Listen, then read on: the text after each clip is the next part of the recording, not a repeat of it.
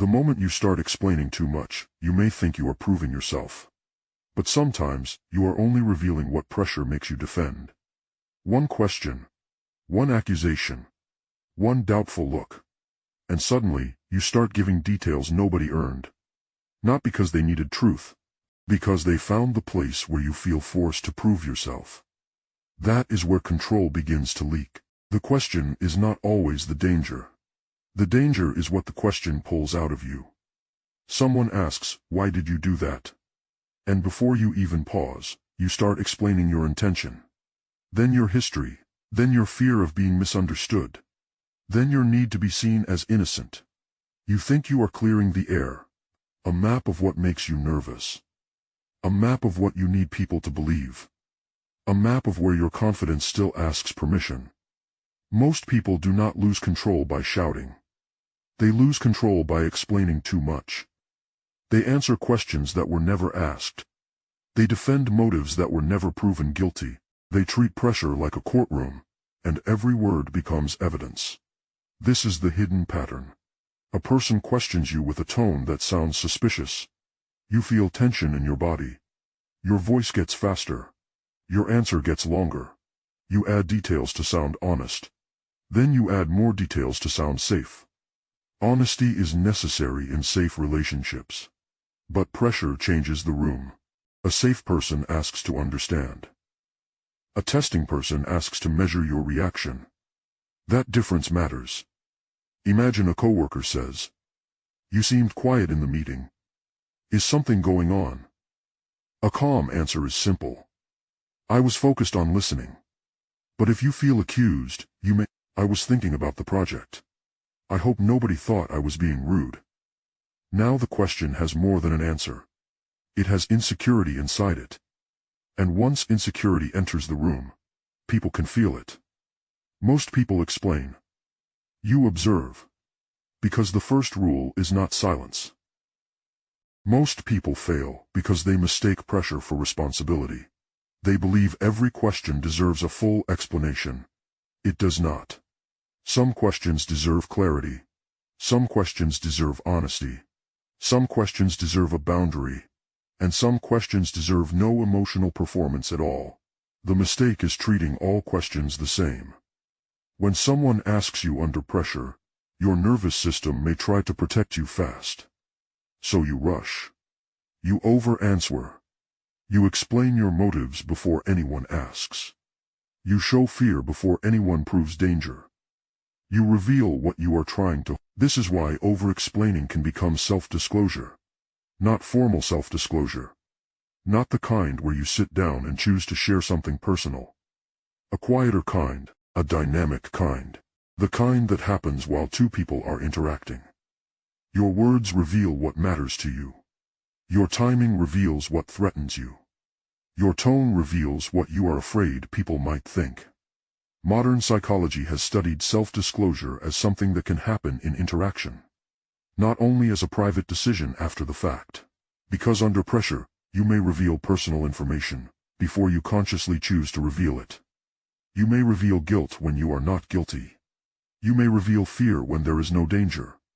You may reveal emotional dependence on someone's approval. And the other person may not need your secret. They may only need your pattern. This is why the fastest answer is not always the strongest answer. Fast can look honest. But fast can also look controlled by pressure.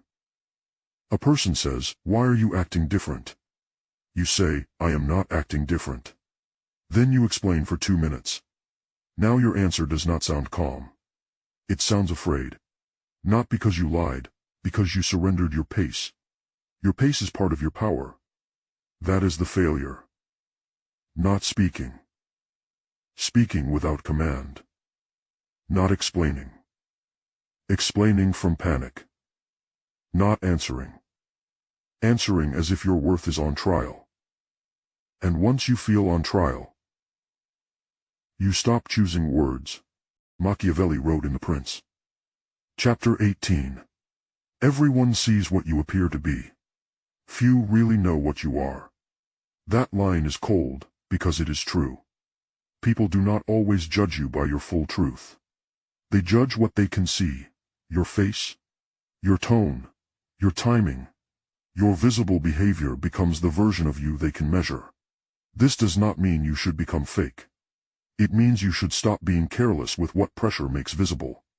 Machiavelli's principle suggests that appearance has power, because most people never reach the deeper truth. They work with signals. They notice what changes. They notice what shakes. They notice what you rush to defend. So when you over-explain, you may think you are revealing truth. But sometimes, you are revealing instability. You are showing that one question can move your entire inner state. That is not strategy. That is exposure. Some answers buy clarity. Some answers buy peace. Some answers buy respect. But some answers cost privacy. Some answers cost leverage. Some answers cost emotional control. The Machiavellian reframe is simple. Do not ask, how do I prove myself? Ask, what am I revealing while trying to prove myself? That question changes everything. Because the issue is not whether you can explain. Of course you can. The issue is whether explanation serves you. There are moments where explaining is wise. A trusted friend deserves context. A healthy relationship deserves, a fair workplace discussion deserves clarity. But a pressure test does not deserve your confession. A suspicious tone does not deserve access to your nervous system. A careless accusation does not deserve the full history of your intentions. Most people react. You measure, you do not become silent to punish. Silence as punishment is emotional immaturity. You become measured to protect your judgment. That is the difference. Silence is not a weapon. The power shift begins with one skill. Pause before you explain. Not forever. Not dramatically. Not with attitude. One calm pause. Enough time to separate the question from your fear. When someone questions you, do not answer the emotion first. Answer the facts. That is personal, so I will keep it private. I can answer the facts, not the assumption. Let me think before I respond. These lines are not aggressive. They are controlled. They show that you can speak without spilling. They show that you can respond without performing. The mistake is believing every silence looks guilty. It does not. Some silence looks grounded. Some silence looks mature. Some silence shows that you are not controlled by urgency. But your silence must be clean. Do not use silence to punish. Do not use silence to make someone chase. Do not use silence to create fear. That turns discipline into games. And games destroy trust. Use silence to regulate yourself. Use silence to choose words. Use silence to prevent over-disclosure. Then speak when you can speak cleanly. This is where emotional regulation matters. Your body may want to defend. Your ego may want to win. Your fear may want to explain. But your strategy waits. Sometimes the strongest answer is narrow. One question. One answer. No confession attached. For example, someone says, "Why did you leave early?" You do not need to explain your mood, your stress, your private life, and your entire day. You can say, "I had something to handle." If they need more and they deserve, you withhold what is not required. That is not dishonesty. That is privacy. Now apply this in real life. First, the workplace or social group. Someone says, "You seem quiet. Are you upset with us?" This can be innocent, or it can be a pressure test. Do not rush to prove you are harmless. A calm response is, "No, I was focused." If they keep pushing, stay steady. There is nothing personal here. You do not need to explain your mood for 5 minutes. You do not need to make everyone comfortable with your silence. You do not need to turn your personality into a public report. Clarity is enough. Performance is not required. Second, relationships and friendships. Someone close to you says, in a healthy relationship, explanation can build trust. So do not become cold with people who deserve warmth. But also do not collapse into guilt. A calm answer is, "I was busy, and I did not want to reply carelessly." If they are safe, you can explain more. If they are pressuring you, "I understand you wanted a faster reply. I am not available every moment. That is not punishment. That is a boundary. Safe relationships allow honest explanation. Pressure tests demand composure. Learn the difference. Third, online and message conversations. This is where people lose control quickly.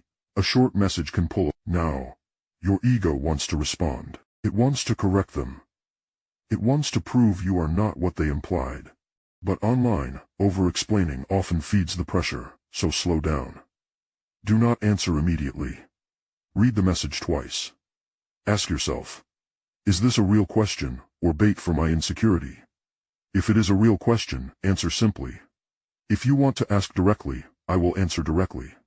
If it is bait, no essay, no emotional courtroom, no desperate correction of their opinion.